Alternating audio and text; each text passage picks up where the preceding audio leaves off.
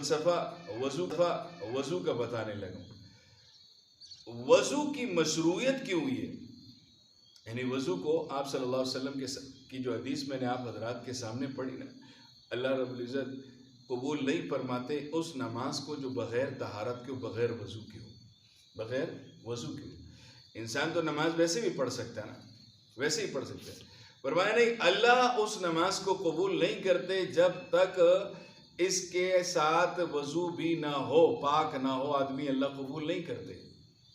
हालांकि इबादत का तो मामला अल्लाह के साथ है ना, वो जैसे भी चाहे वो कबूल कर ले, लेकिन अल्लाह ने शर्त ये रखी कि आपकी नमाज उस वक्त कबूल होगी जब आपका वज़ू होगा, जब आप पाक होंगे।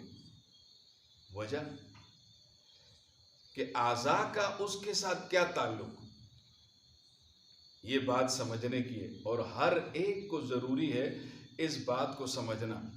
हर एक को, जो मुसलमान वज़ू करके नमाज पढ़ता है उसके लिए ज़रूरी है इस बात को ज़रूर समझें। जब तक ये बात नहीं समझेंगे ना, उस वक्त वज़ू की अहमियत समझ में नहीं आएगी कि वज़ू हमने क्यों करना है, वज़ू हम क्यों करते हैं।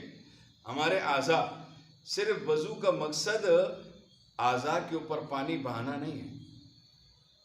अगर मकसद जहन में नहीं होगा ना, तो फिर इसका मकसद ये है कि वो सिर्फ आज़ा के ऊपर सिर्फ पानी बहाना है, मुंह धो लेना, हाथ मुंह धो लेने, पाँव धो लेने, पाँव, ये सारा कुछ धो लेना।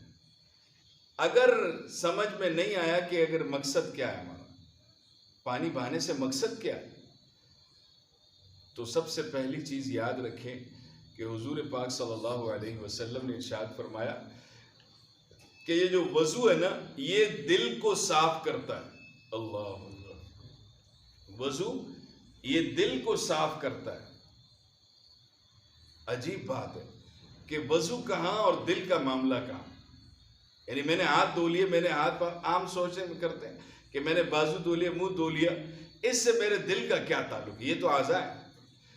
आप सल्लल्लाहु अलैहि वसल्लम की हदीस मुबारका है कि जो शख्स वज़ू करता है और चेहरे को धोता है, अल्लाह उसके आँखों से किए गए, नाक से किए गए, ज़बान से किए गए सारे गुनाह झड़ देते हैं।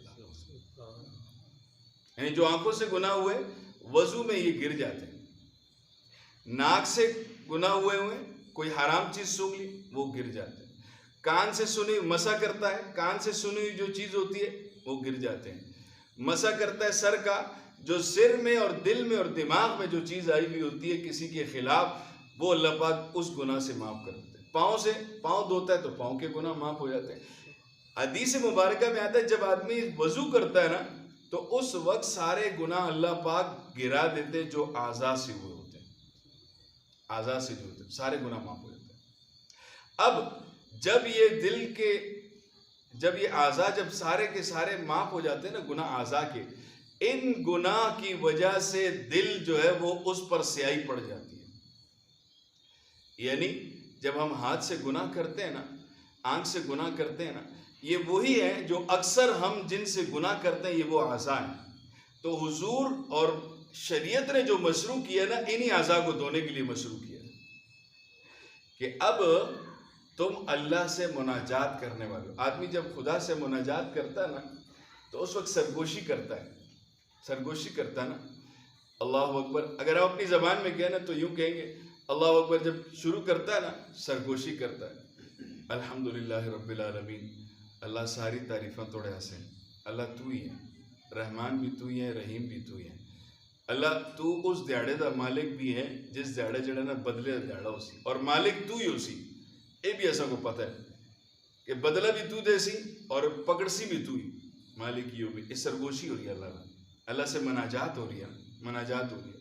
अब ये मुनाजात करते वक्त आदमी किसी बादशाह के दरबार में जाता है ना, कोई मनाजात अपनी लेके जाता है या कोई हाजत लेके जाता है ना, तो बादशाह अगर कह देना कि कोई भी महल के अंदर ऐसा शख्स दाखिल ना हो जिसके पाँव साफ ना हो, फिर हर आदमी क्या करेगा, अपने पाँव को खूब रगड़ के साफ करेगा, कहीं बादशाह की नज़र न पड़ जाए, गंदे हुए तो हो सकता है कि महल से बाहर कर दे।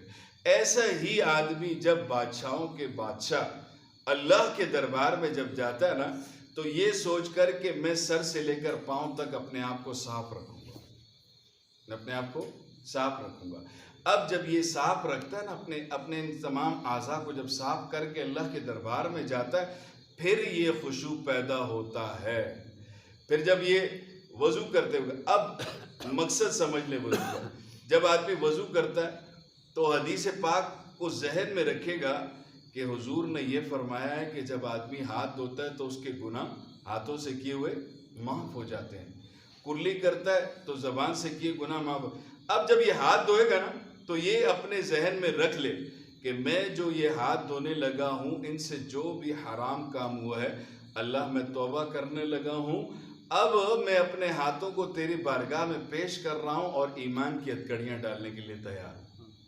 ये जब सोचेगा, जब हाथ वज़ू करेगा तो ये सोचेगा। फिर जब कुल्ली करेगा तो ज़बान से किए गए, अल्लाह जो गीबत मुझसे हो, जो झूठ मुझसे हो, जो हरामकारी मैंने कह दी, अल्लाह मुझे इस पर यकीन है, मैं आइंदा इससे तौबा करता हूँ, आइंदा के बाद नहीं करूँगा। फिर जब नाक में पानी डालेगा फिर ये गुमान आएगा। फिर जब कानों में मसा करेगा या कानों में मसा करेगा, अल्लाह जो कानों से गीबत मैंने सुनी, जो मैंने हराम काम सुने, अल्लाह इस मर्तबा माफ़, अगली मर्तबा नहीं होगा। ये सारी की सारी जब पाँव तक पहुँच के जब आदमी इस तरह से वज़ू करके उठता है ना, उसका यकीन और गुमान हो जाता है कि अब अल्लाह ने मेरे ये वाले गुनाह माफ़ कर दिए, अब मुझे बारगाह में जाते हुए मज़ा भी आएगा।